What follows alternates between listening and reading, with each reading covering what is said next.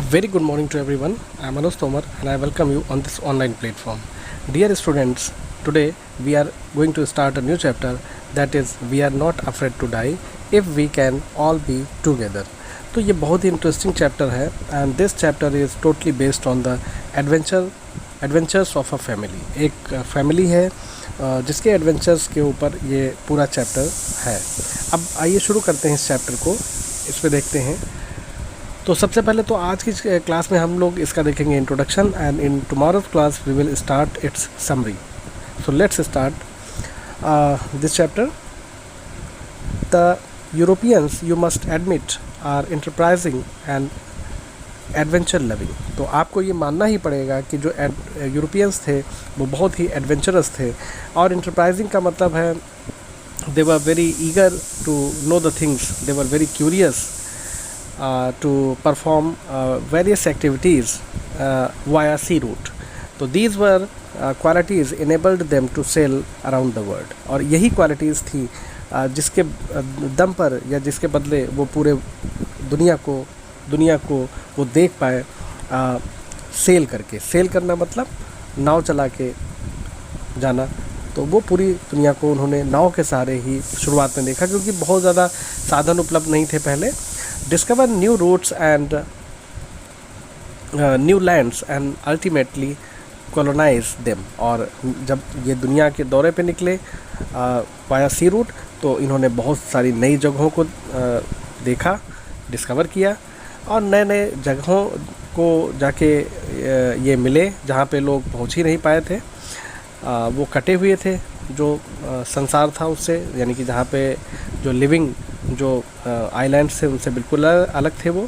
Ultimately colonize them. और फिर जब वहाँ पे वो पहुँच गए तो वहाँ पे जाहिर सी बात है उन्होंने ह्यूमंस को बसाया. वहाँ पे वो उन्होंने शुरुआत कर दी एक नई जीवन की, नई ज़िंदगी की. जैसे फॉर एग्ज़ाम्पल हम देख सकते हैं अमेरिका को. अमेरिका क्या था? अमेरिका एक प्रकार से आइलैंड ही था. जितने भी अमेरिकन्स हैं वो सब मैक्सिमम जो है यूरोपियंस हैं. वहीं पे जाके उन्होंने सबसे पहले यूरोपियंस ने खोज की और फिर सारा जो है वहीं पे बस गए जाके. इस तरह से ये सारे काम हुए. A few countries ruled over nearly half of the world. और इस तरह से जो ये एडवेंचर्स थे इन्होंने ये सिद्ध कर दिया, ये प्रूव कर दिया कि छोटे छोटे जो देश थे उन्होंने खोज के बदले, डिस्कवरीज़ के बदले आधी दुनिया पे शासन शुरू कर दिया. Closeness to sea and then better experiences of tempest or storm made them strong enough to challenge death.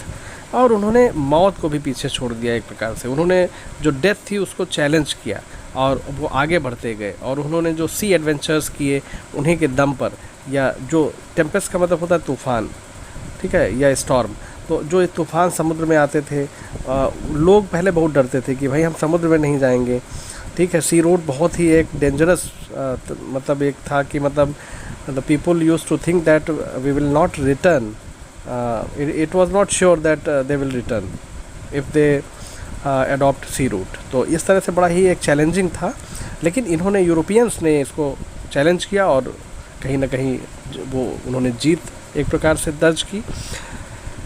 This lesson recount the story of a businessman. ये जो स्टोरी है इसमें एक बिजनेसमैन की कहानी है. जो बिजनेसमैन ऐसा है जो बहुत ही एडवेंचरस है.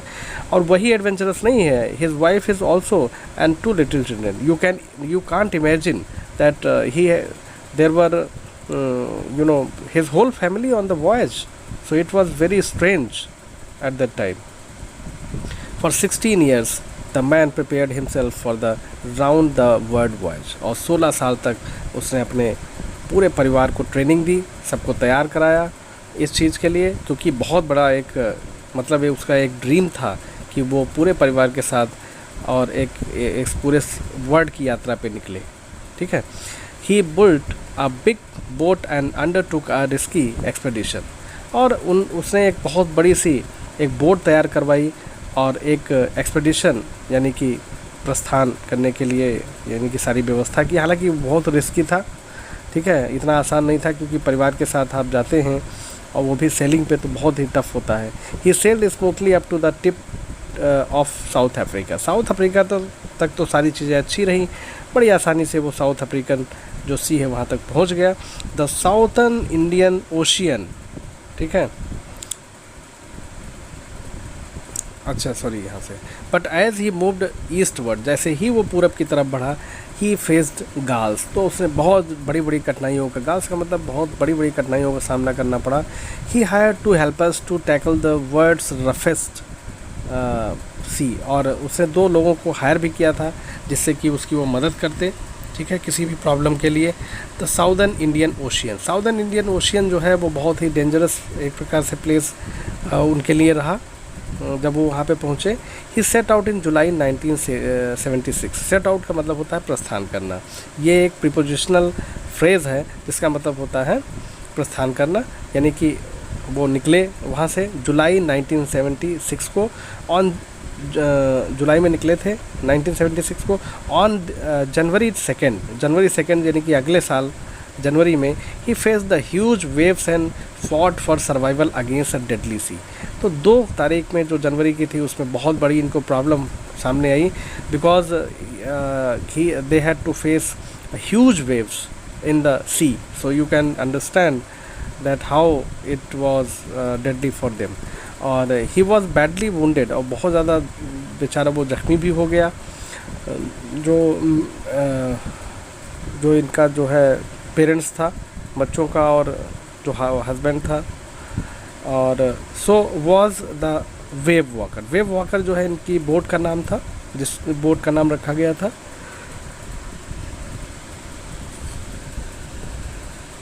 His boat which got damaged, और बोट भी डैमेज्ड हो गई, but he sailed and on, लेकिन वो लगातार जो है सेल करता रहा। He finally set his foot on a small island, और फिर उसने अपने पैर रखे एक छोटे से आइलैंड पे वो पहुंचा। His children also were not afraid, उनके जो बच्चे थे उसके वो भी बिल्कुल डरे नहीं टू डाई, मरने से, provided they all were together. और उन्होंने जो एक ट्रेनिंग ली थी, या जो हिसाब से उन्होंने अपने आप को तैयार किया था कि we have to live together and we have to fight together, that became his key to success, या their key to success. Thank you for watching this video. और इस वीडियो में आज आपका इंट्रोडक्शन हमने वाइंड अप किया है, और नेक्स्ट वीडियो में हम लोग देखेंगे इसकी समरी को। ठीक है, thank you, have a great day.